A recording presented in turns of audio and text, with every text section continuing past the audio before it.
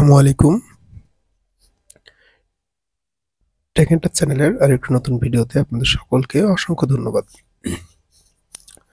এখানে বয়স্ক বিধবা প্রতিবন্ধী ভাতার ক্ষেত্রে দ্বিতীয় কিস্তির ভাতা প্রদানের চিঠি ইতিমধ্যে ইস্যু হয়ে গিয়েছে এবং কবে নাগাদ পেরোল হবে এই সংক্রান্ত বিষয়গুলো নিয়ে কিন্তু আপনাদের জন্য আজকে ভিডিও বানাবো ইনশাআল্লাহ। আপনারা হয়তোবা অনেকেই এই থাম্বনেইলটা দেখে ক্লিক করেছেন যে দ্বিতীয় কিস্তির টাকা প্রদান বা পেরোলের দেওয়ার শেষ ডেট কবে, কি করার নির্দেশ দেওয়া হলো এবং ভাতা বাদ হবে সবার এই লেখাটার মানে আমি আপনাদের সঙ্গে আজকে বুঝিয়ে দিব। সো আপনাদের আগে এই বিষয়টা চিঠিটা আগে দেখাই, যদি আপনারা চিঠিটা দেখে থাকেন। এটা হলো সেই চিঠি যে চিঠির মধ্যে উল্লেখ করেছিল যে 1 ডিসেম্বর থেকে 15 ডিসেম্বর 2025-এর মধ্যে 25-26 অর্থবছরে দ্বিতীয় কিস্তির নির্ভুল পেরোল প্রেরণ হবে। 26শে নভেম্বর চিঠিটা ইস্যু হয়েছে। এখানে বেশ কিছু বিষয় উল্লেখ করেছে, যেমন এখানে বলেছে যে উপকারভোগীর লাইভ ভেরিফিকেশন সম্পূর্ণর একটা বিষয়, তারপর এখানে লিখেছে কেবল যাচাই মাত্র এই একটা বিষয়, এবং এখানে মৃত ভাতাভোগীর বিষয় বলেছে। সো এই বিষয়গুলো একটু জটিল, আমি পূর্বের ভিডিওতে এই চিঠিটার বিস্তারিত বলেছিলাম। এখন এই কমপ্লেক্স বিষয়গুলো নিয়ে হয়তো আপনাদের সঙ্গে এখন আমি আলোচনা করব। তো এর জন্য আমাদেরকে যেতে হবে সর্বপ্রথমে আমার এই চ্যানেলটাতে। আপনারা এই চ্যানেলটা হয়তো বা দেখেন অনেকেই, এটা আমার চ্যানেল। এখানে আমি কন্টিনিউয়াসলি ভিডিও আপলোড করি যেগুলো আপনাদের রেগুলার লাইফে অনেক গুরুত্বপূর্ণ ভূমিকা বা ইম্প্যাক্ট ফেলে, কারণ এই চিঠি ভিডিওগুলোর মাধ্যমে আপনারা অনেকে জানতে পারেন কবে নাগাদ টাকা দিচ্ছে, কবে কি হচ্ছে, ইটিসি বিষয়গুলো। তো এখান থেকে পোস্ট সেকশনে আমি চলে গেলাম। এরপর আমি এইটা দেখাবো।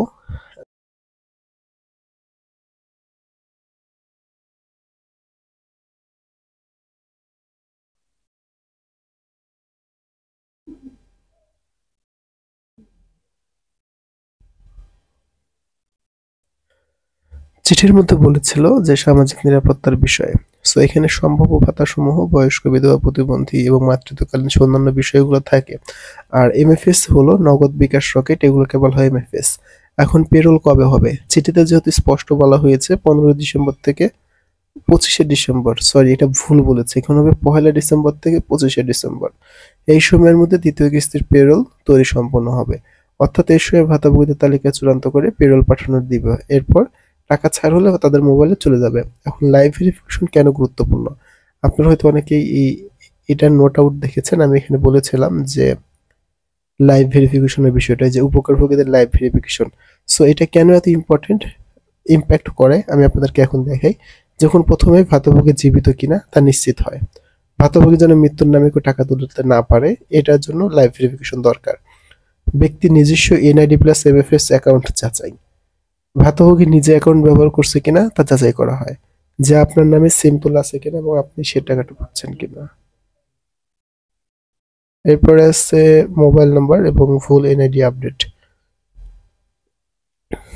তারপরে ডুপ্লিকেট অ্যালাউয়েন্স বন্ধ, এই বিষয়টাও এর মধ্যে চলে আসে, যেমন একই ব্যক্তি দুই জায়গা থেকে কোনো রকমের সুবিধা পাচ্ছে কিনা।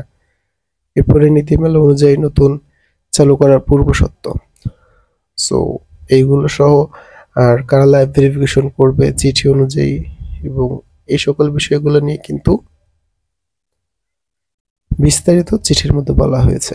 সো আপনারা যারা চিঠিটা অনুসরণ করেছেন তারা অবশ্যই এই বিষয়গুলো দেখেছেন, যে আপনাদের নম্বরে টাকা প্রথম কিস্তির ন্যায় চলে আসবে। লাইভ ভেরিফিকেশন মাস্ট, এবং আপনার নামে কিন্তু যে ব্যক্তির কার্ড রয়েছে কার্ডের এগেইনস্টে সিম তুলতে হবে এবং সেই সিমে এমএফএস অ্যাকাউন্ট থাকতে হবে। এটা গুরুত্বপূর্ণ। এছাড়াও বিস্তারিত আলোচনার জন্য লাইভ করা হবে চ্যানেলে, লাইভে আপনারা থাকবেন।